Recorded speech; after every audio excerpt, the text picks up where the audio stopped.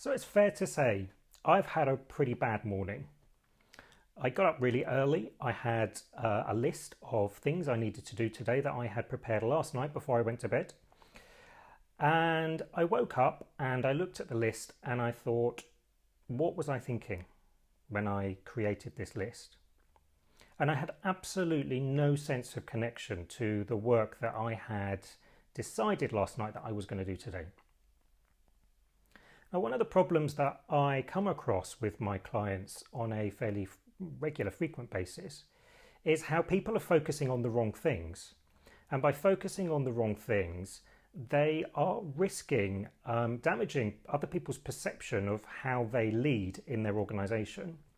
And I looked at myself in the mirror and had a bit of a talk to myself and thought, here's a complete irony that this is what I do for my work. I help people to develop their own personal brand, to work out who they are rather than what they do, and how who they are positively impacts their leadership opportunities and their endorsements from other leaders within their company.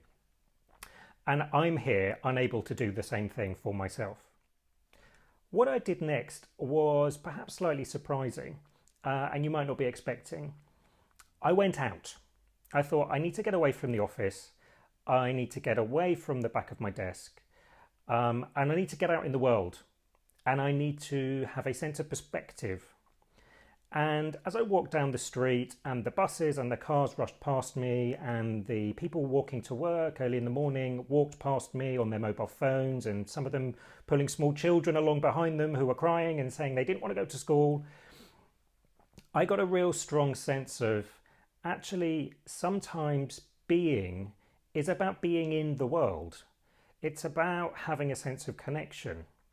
It's about understanding that stuff is just happening and going on around you, and actually irrespective of what side of the bed you've got out in the morning or whether that to-do list you prepared last night is making sense to you or isn't making sense to you, you still have to lead. You still have to go out there and make your mark. You still have to have the resilience, I guess, to look at what you can achieve that day and still set yourself an objective that enables you to add value to your organization, but also to add value to your life and give you a sense of achieving something on those days.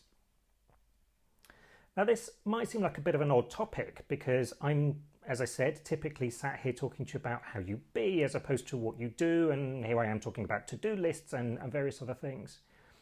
But the message I'd like to leave you with today is that sometimes thinking and being is doing. And that's okay, as long as it has a sense of purpose and as long as it's aligned to your leadership ambitions and has some sense of direction and strategy to it. And so that at the end of the day, you can hang your hat on something and say, actually today, what I did was thought about my leadership. And in doing so, I believe that you can connect better to who you be as a leader, and tomorrow morning hopefully get up and do leadership as well as be a leader. If this has resonated with you today and you would like to find out more about how I can help you with your resilience and perhaps turning your to-do list into a to-be list, you can follow me on Twitter at Barry Joinson, or you can sign up for regular news and updates on my website. There's also an option on there to take a test that will help you find out about your working style and how that might be positively or negatively impacting your leadership and your leadership endorsements. Thanks very much for watching and have a great day.